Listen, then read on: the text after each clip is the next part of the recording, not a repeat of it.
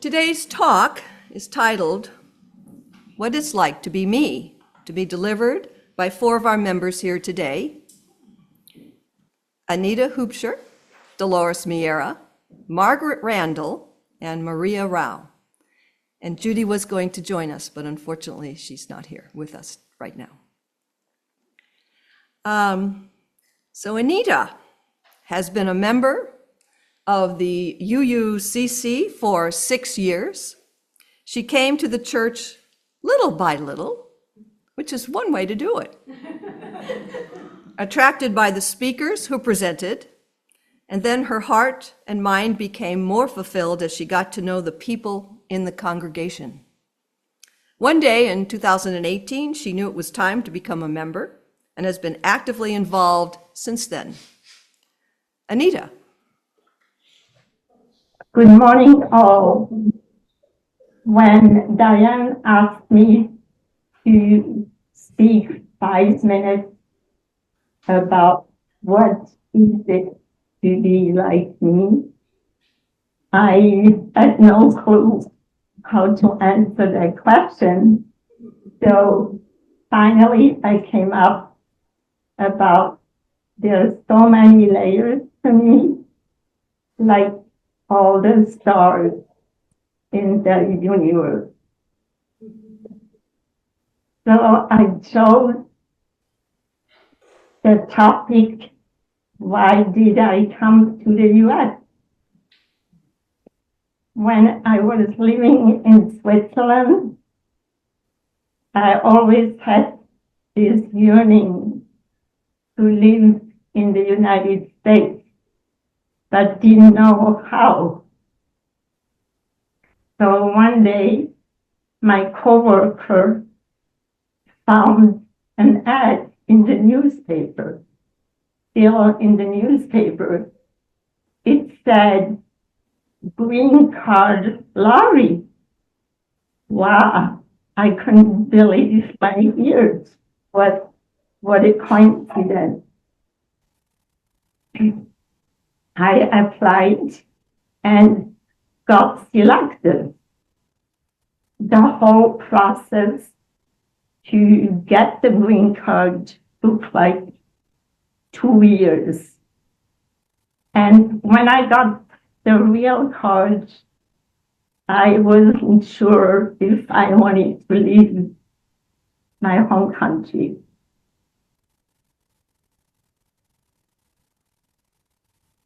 I knew I had lived in the United States before because I have read Shirley MacLaine's book, Out on a Limb, and got inspired by her past life regression. So I took the courage in both of my hands and connected to the center that she quoted in her book. And I got an appointment. I flew in '89 to Mexico, to Santa Fe, to Santa Fe. And got to the center, and for 2 weeks, I had in the most beautiful surroundings. I had past lives, and everything was written manually. There was no mechanical devices. And in the evening, I had to copy my past life from the practitioner's writing. And then I had to take a bath with apple cider vinegar to clean myself from the past life. And so after that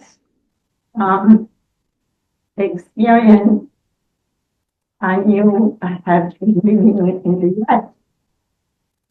In the meantime, my disability got worse. You have to know that my whole life I lived with a disability. It formed me, and also I had many amazing experiences thanks to my disability. It's hard to believe, but it is. After all, I migrated to the US in 1999. Nobody had pushed me or asked me to make this big leap. Empty passaggi, time passed in my new home country. I read tons of self-help books, which gave me a kind of foundation to live here, to connect with people and a new culture, or many new cultures. And so in the meantime, my disability asked for a wheelchair in 2018, and now I'm confined to this rolling vehicle, which helps me to have my own household and do everything on my own, except some chores that my dear friends from church and from my neighbor, they help me out. And I don't know what I still have to learn in order to evolve.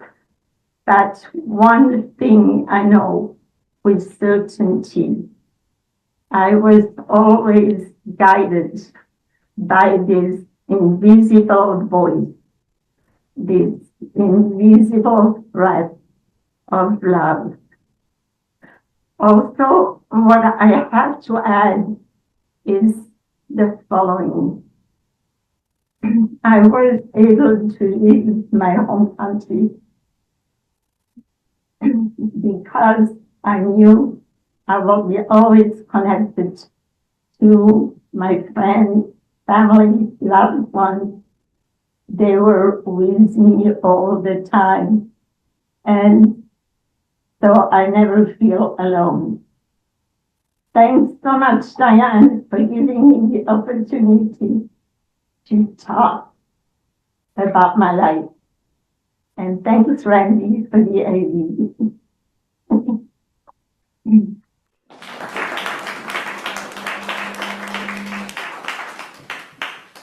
Thank you, Anita. That was just lovely. Dolores has been a Unitarian Universalist for over years now, 44, and is one of the founders of this church. We had our first meeting upstairs in her home on Avon 17 years ago. Dolores was drawn to like-minded ethical people and a need for a connecting community, and she has helped to create that in a big way. Dolores.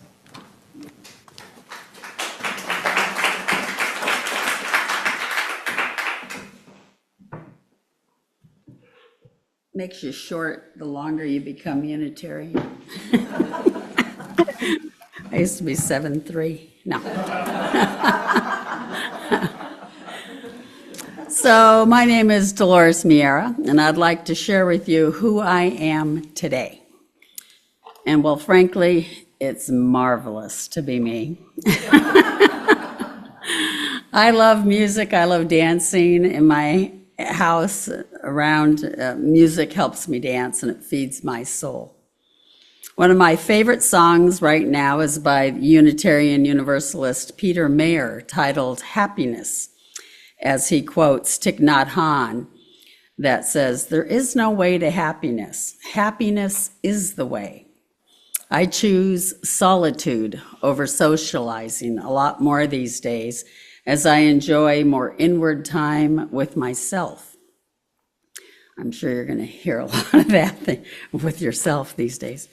My current practice in living every day, my practices are quality over quantity in everything and everyone, even when I go to the $1.25 store.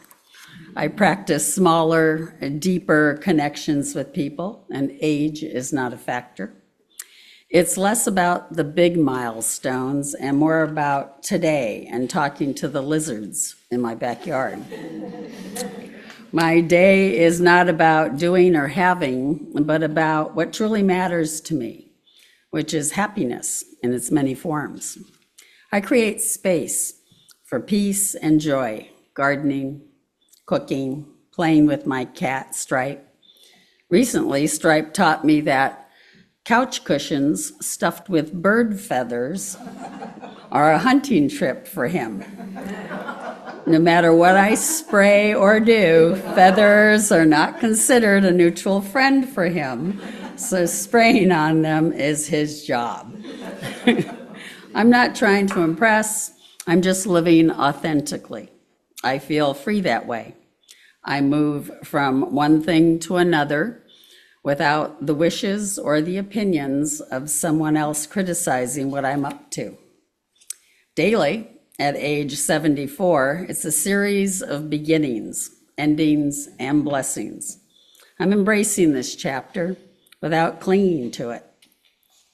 I have gratitude for the fact that I'm still alive and enjoying life more now than ever. For the past many years, an awareness in my life has been that being alone is not lonely. Truthfully, I have found that not being in a close relationship, I have been a lot happier and much more creative. It's probably the best aspect of being me. I'm very fortunate to have a chosen family, those I've picked to love and those who love me. It's all about love. The relationships I enjoy and thrive in always have a mutuality to them. I practice kindness on a daily basis with myself, my friends, my neighbors, UU members, relatives, and people I meet for the first time. I enjoy nature, it soothes me. My backyard, the beach, the sky, walks. Nature teaches me a lot. Even the annual Santa Rosa Creek flood has much to teach me. How I think and what I think shapes my actions. That's why it's good to always be learning about life, for me anyway. I'm never done learning. I was born to be of help to others. That's why I was one of the many people who helped create and build our UU community in Cambria here 17 years ago. It's my spiritual home. I hope you find UUCC a source of peace for you too. It's a community and a place of giving, not taking. I'm thankful that you're all here and you want to share. Together, we are family. While I need solitude, I also enjoy community at different times. A community that gives to each other and the world. I've learned how to lead and I've learned how to listen. UUCC has been a big help with both of those skills. Did you know that babies laugh on average 120 times per day? It's true. Adults laugh on average 6 times per day. So I'm always working on bringing my average up to at least 60 times a day. So help me out if you can, okay? Currently, the 3 areas I'm focusing on in my life, as conveyed by the UU Reverend Forest Church, are want what I have, which means to me to want to reuse, and reuse some more. Be who I am, which means follow my own path and do what I can. How can I help? I could go any day now, and so could you. And I'll be leaving happy. I hope you will too. In this holiday season, enjoy the lights. Remember, there's no way to happiness. Happiness is the way. Thank you. Yeah.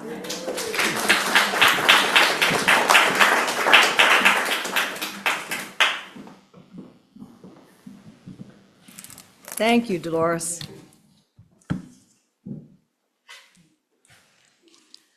Margaret is one of our original members. She helped to form this church in 2008. She was first drawn to the church when she was 22 years old. She had been attending a different church and complained to a friend of hers about that church, and he recommended Unitarian Universalism. And she's been a member of the UU Church ever since. That's a total of 70 years, because Margaret's 92. Margaret.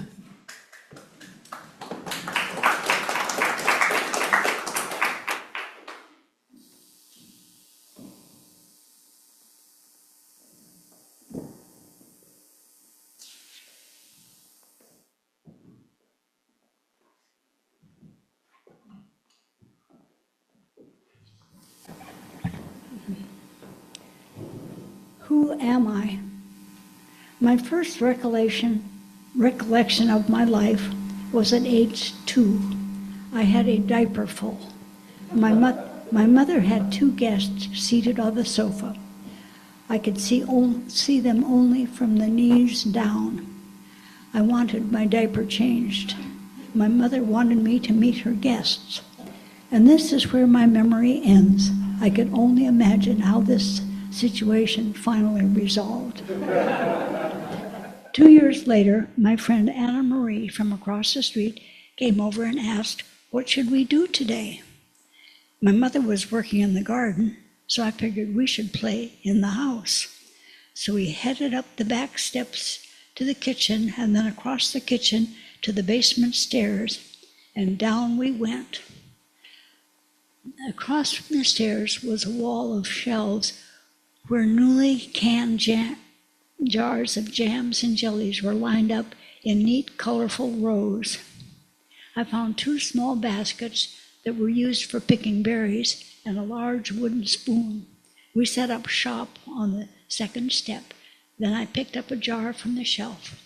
I punched in the paraffin, dumped the jam into the bucket, and left the jar on the floor.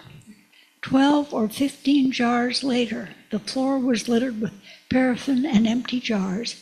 2 buckets were each half full of mixed jam. Then from the top of the stairs came my mother's voice. "Margaret Ann, are you down there?" We ran and hid under the stairs, but she found us. Anna Marie was sent home. I was marched upstairs and cleaned off. My mother went back down and cleaned up the mess and carried the buckets, rounds of paraffin, plus the empty jars up to the kitchen. The paraffin was washed and re-melted. The jam was then dumped into a pot and re-cooked. Then it was ladled back into the jars with hot paraffin on top and returned to the shelves. That year, we enjoyed mixed strawberry, blueberry, raspberry, pincherry jam and ate it on our breakfast toast. Fast forward about 50 years. I was at work at a job I liked. 9:30 was break time, so I headed to the coffee pot where the rule was whoever takes the last cup makes the next pot. Bruce and Ron were standing by with full cups and guilty grins on their faces. 1/2 cup was left. I poured it into my cup and offered to make the next pot. Back at my desk, I sipped my coffee, and soon the strangest feeling came over me. I couldn't figure out what was going on. I turned to look at Eric, my coworker. His head was a dark orange color and was much smaller than usual. I tried to lean my head on my desk, but I couldn't sit up. I lowered myself onto the floor, face down. Then Ron staggered in and moaned. He was walked to the car, and 2 guys took me by the armpits, dragged me to the car, and stuffed me into the back seat. 5 minutes later, we were at the hospital. The time was 10 a.m. I was loaded into a waiting wheelchair, and that was the last I remembered until 3 o'clock in the afternoon. I awoke and found myself in a hospital bed with tubes and wires running into my body. I grabbed at the tubes and wires. The nurse called, "She's awake." And she undid all the appending paraphernalia and called the doctor. He arrived, introduced himself, and asked, "Remember me?" "No, I've never met you before," I said. He then explained all that had gone on while I was out. The nurse offered a wheelchair so I could visit Ron and Bruce, but outside their doors were armed police officers to keep them in. At this point, I didn't know what had happened. The next day, I was sent home, but couldn't go back to work. I had a new challenge. I had no short-term memory, and I had a couple of interesting hallucinations. There was an orange cast over everything. The right-hand side of everything on the wall seemed to drop down, but when I blinked, it came right back up. I then found that a life-threatening dose of scopolamine was put in the coffee. Since scopolamine also is a truth serum, we learned it was supplied by Bruce's girlfriend from the vet where she worked. At a new job several years later, my new boss asked me if I wanted to get my memory back or keep complaining. "I would like my memory back," I said. He recommended ginkgo biloba, which was available at any pharmacy. 2 weeks after taking ginkgo twice a day, I could find my memory returning. I could look up a phone number and remember it long enough to dial. Then after 2 years, my memory was almost back to normal.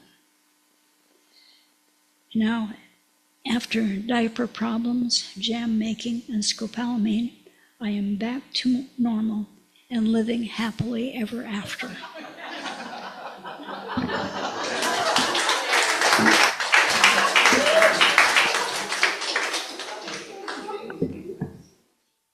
Thank you, Margaret.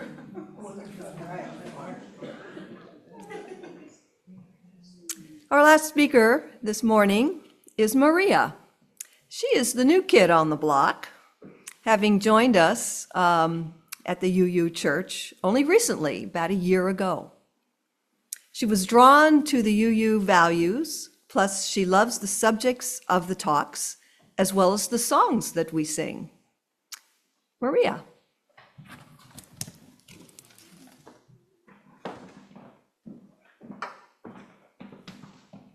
I wish I had gone first.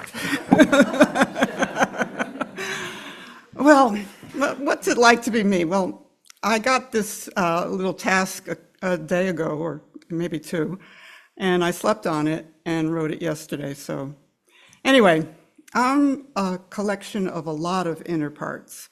And Jean Houston would have said that on the average, a person has 50. So I'm not going through 50. But I do have some parts that I'd like to talk about. Some of them are self-enhancing, I like to talk about, and others that are a little less so. So anyway, I have an inner optimist. For the most part, I look for the silver lining in just about everything because I need balance. I'm a Libra and I need balance. I have a creative one that I've been using ever since I was a kid, drawing, painting, you name it. I went to school in art and didn't get a job, but I just, had to find a job after that, which was hard with an art background. But I've used it in creative ways throughout my careers. And I actually did have a ceramic art side business to work with my hands, which I think really helped me to heal myself a lot because it's very grounding. I have an inventive chef. I will often go into the pantry and fridge and just whip something up and experiment on my husband. Most of the time it's a thumbs up or a very, very wise neutrality. I'm a lifelong learner, a curious one.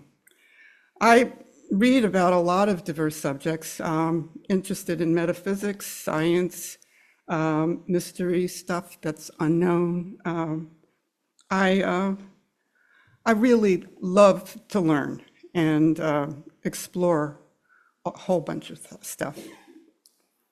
I'm an inner seeker, and that one is an accomplice to my inner curious one. And I've been drawn to astrology, numerology, energy work, and a lot of other things that are woo-woo. You know about that. I have always loved watching sci-fi TV.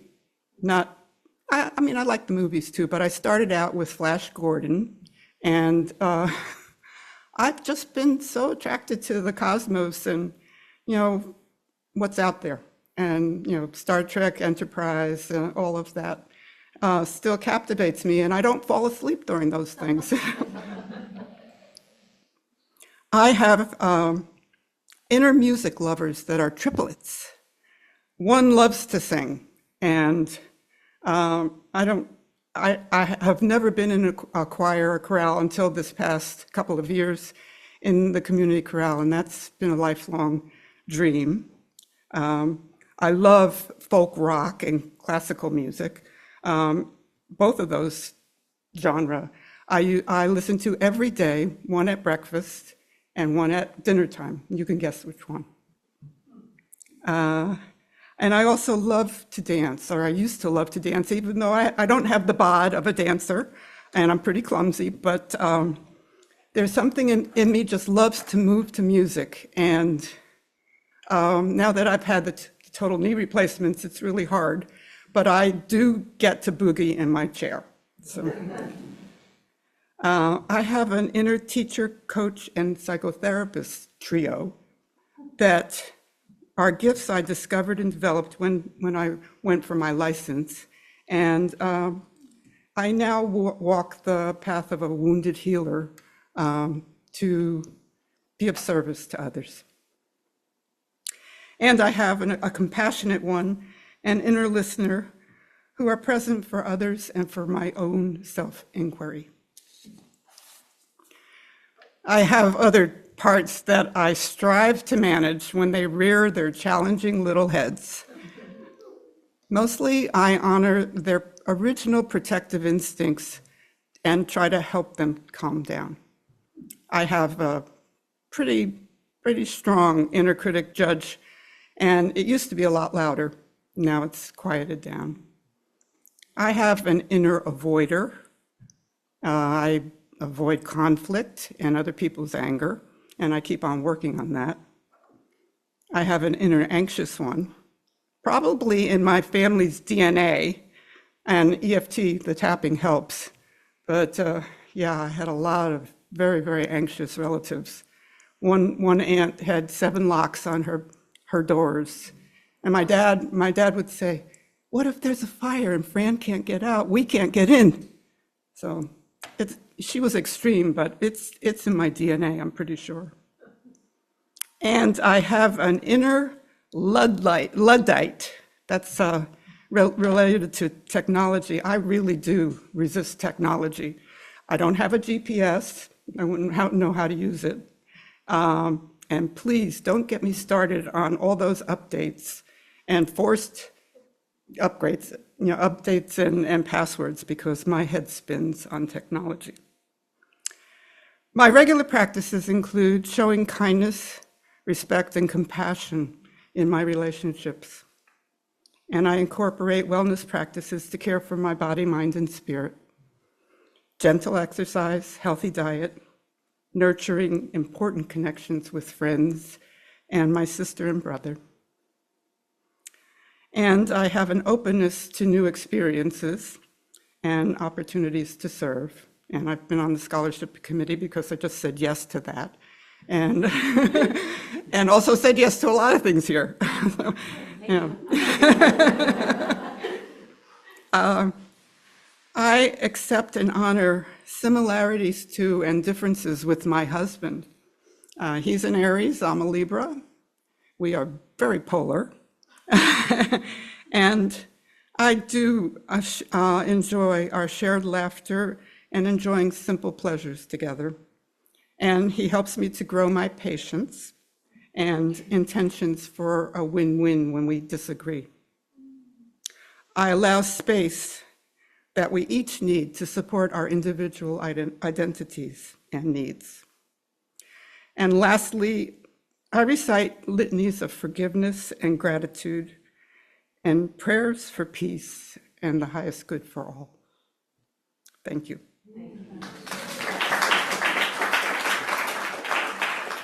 Thank you. Thank you all for participating in sharing your lives with us. One more time, Anita, Dolores, Margaret, and Maria. Let's give them a